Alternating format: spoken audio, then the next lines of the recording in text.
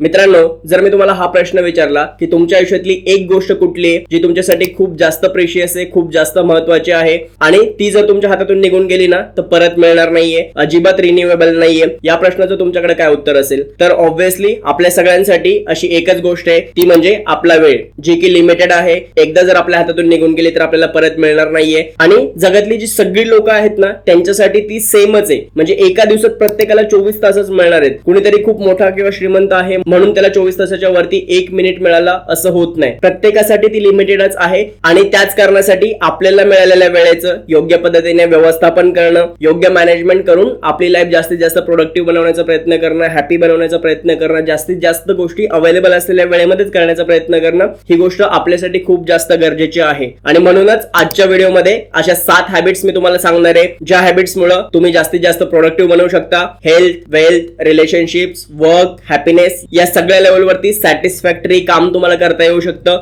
आणि आता जो तुमचा वेळ वाया चाललेला आहे ना तो वेळ सत्कारणी लागून तुम्ही अजून प्रोडक्टिव्ह बनवू शकता. आणि म्हणूनच आजचा पूर्ण व्हिडिओ बघा शेवटपर्यंत. आणि अजूनही जर का आपल्या चॅनलला सबस्क्राईब केलेलं नसेल ना तर पटकन सबस्क्राईब करून घ्या. सूरज तिटे नाव आहे माझं आणि तुम्ही बघायला स्टार्ट केलेले आहेत आपण जी फायर सिरीज लॉन्च केलेली, त्या फायर सिरीजचा 30वा एपिसोड जो आहे सगळ्यात महत्त्वाचा टॉपिक म्हणजे टाइम मॅनेजमेंट विषयी.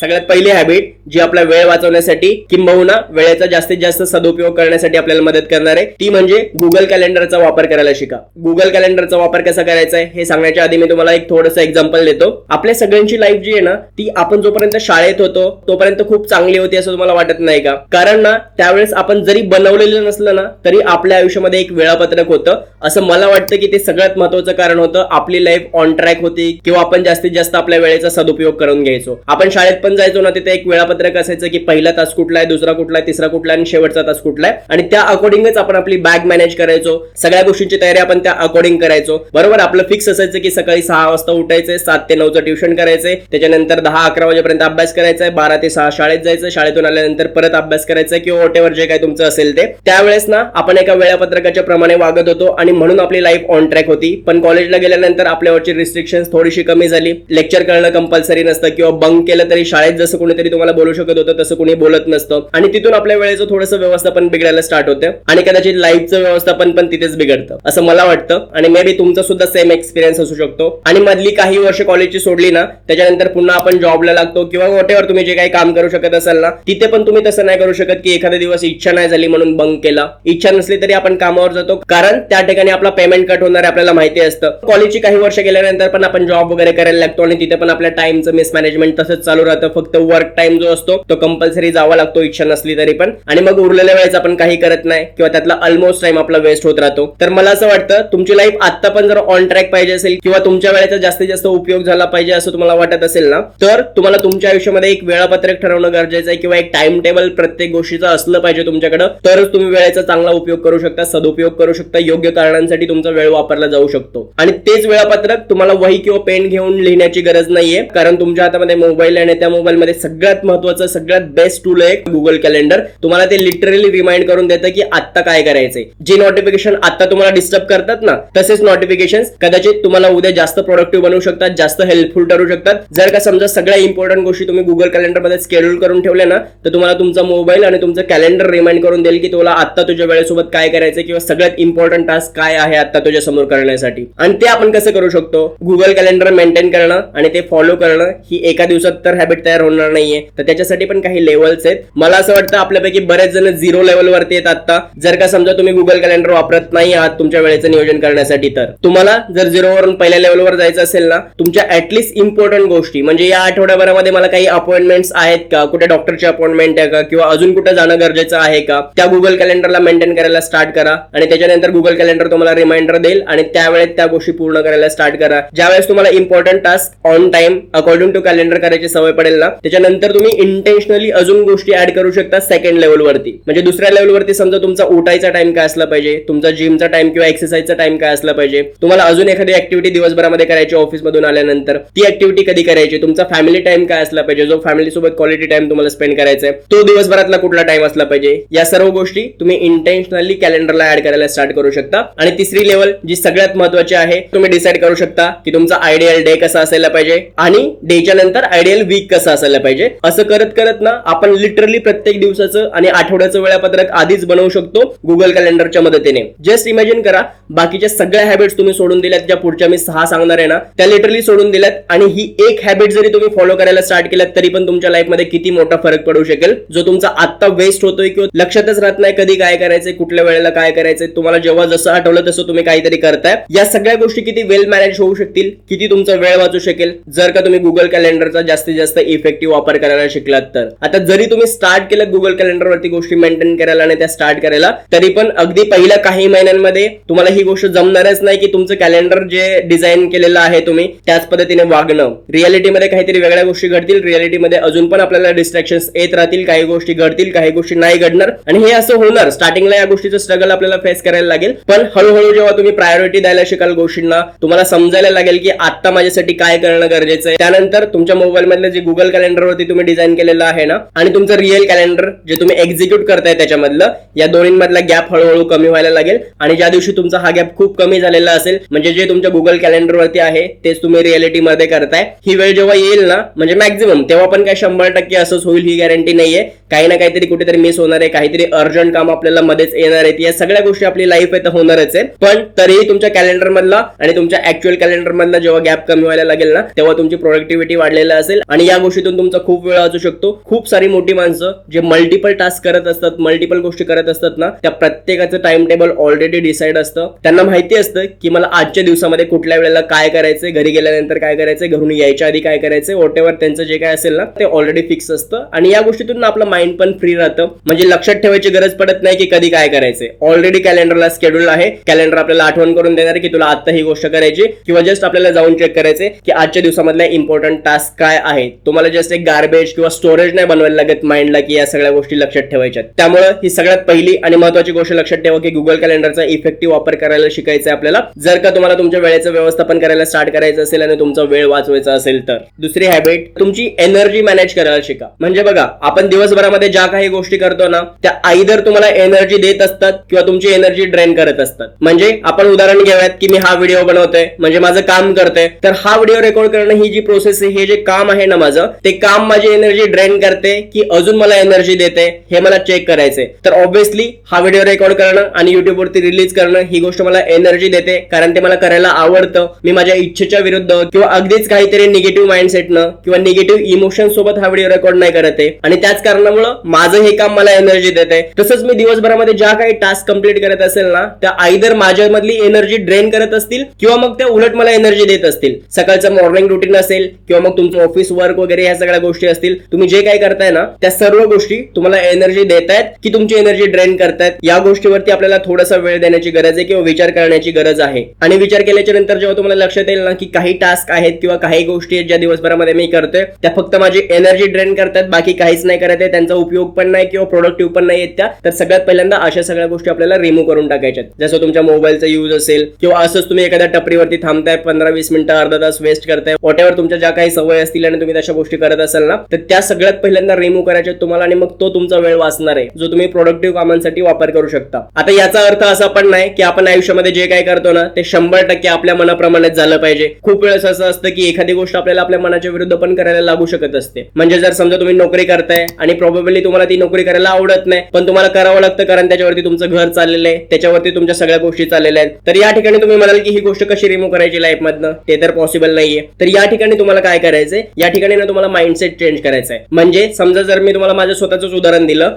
आता मला जॉबला जायला किंवा ऑफिसमध्ये जायला कंटाळा येत नाही, मी ती गोष्ट पण एन्जॉयच करतो, पण तरी पण एका मिनिटासाठी आपण समजून घेऊयात की मला बोर होतं काम करण्यासाठी किंवा मला जावं असं वाटत नाही दररोज 8-10 तास ऑफिसला. तर मग अशा ठिकाणी मला काय करायला लागेल माहितीये का, तर मला ती प्रोसेस जर बोरिंग वाटत असेल ना काम करण्याची, तर मे बी मला तो इम्पॅक्ट चेक करायचा की मी काम केल्यामुळे कुठल्या गोष्टी चेंज होतात, किंवा मला असं काहीतरी इंटरेस्टिंग त्या कामामध्ये शोधायला लागणार आहे. जसं मी आता जो रिसेंट जॉब जॉईन केला ना तो शिपिंग इंडस्ट्री मधला आहे आणि इंटरनॅशनल इंटरनॅशनल प्रोसेसवरती आम्ही काम करतो. तर त्या ठिकाणी सगळ्यात इंटरेस्टिंग गोष्ट मला काय वाटते माहितीये, तिथं ना ज्या कंट्रीची नावं आपण कधी ऐकली पण नव्हती ती पण ऐकायला मिळतात. त्या कंपनीचे रूल्स काय आहेत, रेग्युलेशन्स काय आहेत, शिपिंगशी रिलेटेड त्या गोष्टींचं नॉलेज मिळतं. जगाचा भूगोल कळतो. म्हणजे भारताचं तर आपल्याला ऑब्व्हियसली माहिती होतं की कुठलं राज्य कुठं आहे आणि त्या ठिकाणच्या गोष्टी कशा वेगळ्या आहेत आपल्यापेक्षा, पण इथं तर जगातलं कळतं. म्हणजे एखाद्या देशामध्ये कुठल्या गोष्टी मॅन्डेटरी आहेत, कुठल्या गोष्टी मॅन्डेटरी नाही आहेत. कधी कधी आम्हाला तिकडच्या लोकांसोबत इंटरॅक्शन पण करता येतं काही मीटिंग्स वगैरे असल्या तर ही खूप जास्त इंटरेस्टिंग गोष्ट आहे. मे बी ते जे काम करतो ना आम्ही दिवसभर ते थोडंसं बोरिंग असू शकतं किंवा ते मला नकोसं वाटू शकतं. असं ऍक्च्युली नाहीये, ते मला आवडतंच. पण त्याच्या पलीकडे जाऊन जो इम्पॅक्ट क्रिएट होतो ना आपण ती जी छोटीशी गोष्ट करत असतो. इतक्या देशांमध्ये ट्रान्सपोर्ट चालतं. जसं तुम्ही एखादा सॉफ्टवेअर इंजिनियर असाल तर तुम्ही जे काही सॉफ्टवेअरवरती काम करताय ना त्या सॉफ्टवेअरमुळे किती कंपनीजला फायदा होतो, किती लोकांचा जॉब त्याच्यावरती चालतो, किती लोकांमध्ये ती गोष्ट इम्पॅक्ट क्रिएट करते. या सगळ्या गोष्टींमध्ये आपण थोडंसं जर विचार केला ना तर मे बी आपल्याला आपल्या जॉबमध्ये इंटरेस्ट क्रिएट होऊ शकतो. अशा पद्धतीने तुम्ही लाईफमधल्या काही गोष्टींमध्ये इंटरेस्ट क्रिएट करू शकता किंवा ज्या ऑलरेडी इंटरेस्टिंग आहेत ना त्या गोष्टी करायचा प्रयत्न करून त्याच्यातनं एनर्जी मिळवू शकता आणि त्यातून तुम्ही पॉझिटिव्ह राहू शकता. आणि एक गोष्ट लक्षात घ्या, तुमचा पॉझिटिव्ह ऍटिट्यूड जो आहे ना तो तुमच्यामध्ये पॉझिटिव्ह इमोशन्स क्रिएट करेल आणि तुमचे पॉझिटिव्ह इमोशन्स जे आहेत ना तेच तुम्हाला जास्तीत जास्त प्रोडक्टिव्ह राहायला मदत करतील. जेवढे तुम्ही पॉझिटिव्ह ना तेवढे तुम्ही प्रोडक्टिव्ह असणार आहेत, तेवढी एनर्जी तुमच्यामध्ये जास्त असणार आहे आणि ती एनर्जी यूज करून तुम्ही तुमच्या वर्क टाइम नंतर पण काही गोष्टी करू शकणार आहेत. त्यामुळेच टाइम मॅनेज करण्यासाठी एनर्जी मॅनेज करायला शिका. आल्यानंतर तुम्ही 4 तास फक्त बोर होताय किंवा तुमच्या कामाचा कंटाळाच जात नाही ही गोष्ट तुमच्यासोबत होणार नाही जर का तुम्हाला त्या गोष्टीतून पॉझिटिव्ह एनर्जी घेता आली तर. नंबर 3 तिसरी हॅबिट आहे डेली ऍडव्हेंचर हॅबिट. प्रत्येक दिवशी किमान एक गोष्ट तुम्हाला अशी डिसाईड करायची जी तुमचं त्या दिवशीचं ऍडव्हेंचर असणार आहे. मे बी ती गोष्ट तुमच्या कामाशी रिलेटेड असू शकते किंवा जर कामाशी नसेल तर लाईफशी रिलेटेड तर नक्कीच असणार आहे. म्हणजे आजच्या दिवसामध्ये हा व्हिडिओ रेकॉर्ड करणं ही मे बी माझ्यासाठी ऍडव्हेंचरस गोष्ट असेल. जसं मला एखाद्या बुकचा एखादा चॅप्टर वाचून काढायचा आहे किंवा मग मला माझ्या घरी फोन करायचा आहे किंवा तुमच्या मुलांना 1 तास गार्डन मध्ये घेऊन जायचंय. वॉट एव्हर तुमचं जे काही असेल ना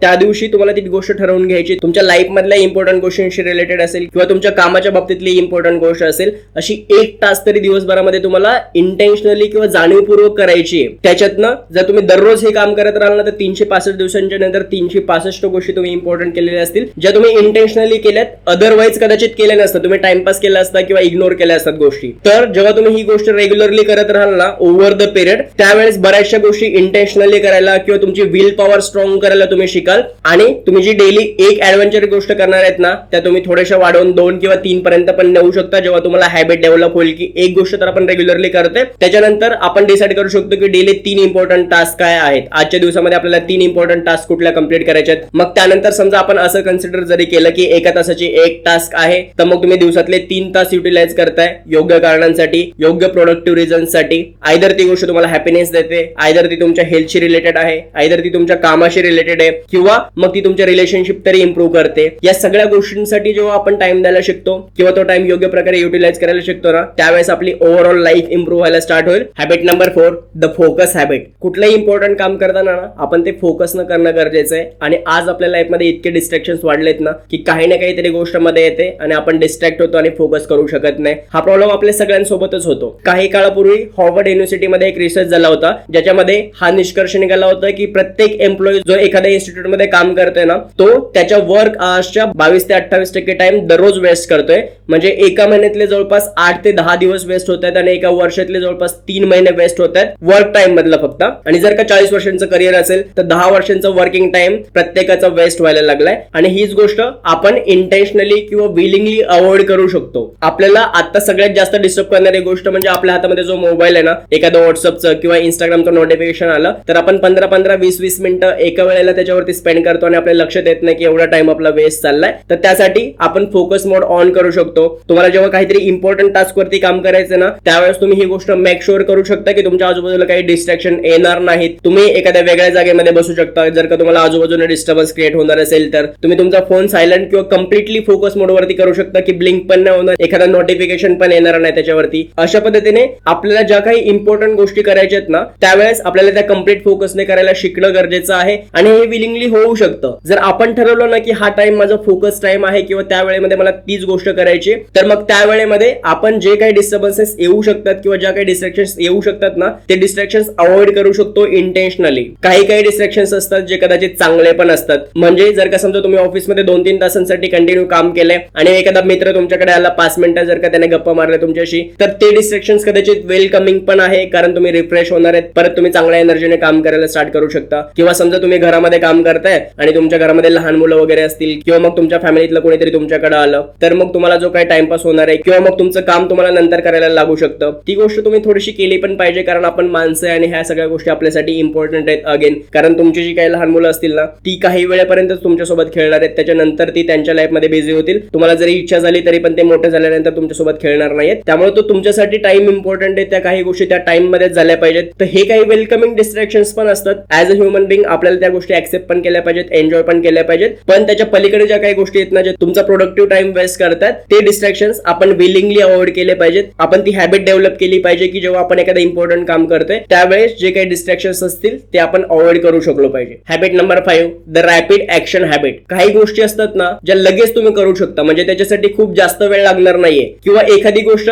जी फार फार तर 2 किंवा 5 मिनिट घेणार आहे तुमचं. आपण काय करतो कधी कधी ना, ती गोष्ट पण नंतर करूयात म्हणून इग्नोर करत असतो. त्यामुळे ना अशी काही कामं असतात बघा लाईफ मध्ये जी तुमचं खूप कमी वेळेत होणार आहेत, तर ती इमिजिएट करायला शिका. रॅपिड ऍक्शन किंवा लगेच ऍक्शन घ्यायला शिका त्याच्यावरती. जसं तुम्हाला एखाद्या ईमेलला रिप्लाय करायचा आहे किंवा एखादा पटकन कॉल करून घ्यायचा 2-3 मिनिटांचा, असं काही असेल ना, तर त्याच्यावरती रॅपिड ऍक्शन घ्यायच्यात, जेणेकरून नंतर आपला जो टाइमपास होणार आहे ना तो होणार नाही, नंतरचा वेळ वाचेल किंवा डिले नाही होणार ते काम, आणि त्यातनं पण तुमचा टाइम वाचू शकतो जर का अशा छोट्या छोट्या गोष्टी तुम्ही पटकन आणि वेळेत जर संपवले लगेच तर. Habit number 6, the experimental habit. जेव्हा तुमच्याकडे वेळ आहे, जेव्हा तुम्ही मोबाईल स्क्रोल करताय किंवा अजून काही करताय ना, तर अशा वेळेस एखादा एक्सपेरिमेंट करायला शिका. म्हणजे तुम्ही एखादा बुक वाचलं, त्यातनं तुम्हाला एखादी गोष्ट हिट झाली, खूप जास्त आवडली की अरे नाही आपण हे केलं पाहिजे, किंवा एखादा पॉडकास्ट बघताना, एखादा मूवी बघताना अशा काही गोष्टी आपल्याला वाटतं बघा अरे आपण करून बघितलं पाहिजे किंवा हे झालं पाहिजे, तर ना तुमच्याकडे जेव्हा वेळ आहे ना, या सगळ्या गोष्टींवरती एक्सपेरिमेंट करण्यासाठी तो टाइम युटिलाइज करायला शिका. म्हणजे एखादी नवीन स्किल शिकायची तर त्या स्किल्स वरती तुम्ही तो टाइम स्पेंड करू शकता. एखादी गोष्ट as a adventure, as a happiness किंवा असंच करून बघायची तुम्हाला, कारण ती आवडली होती ऐकल्यानंतर, वाचल्यानंतर तुम्हाला,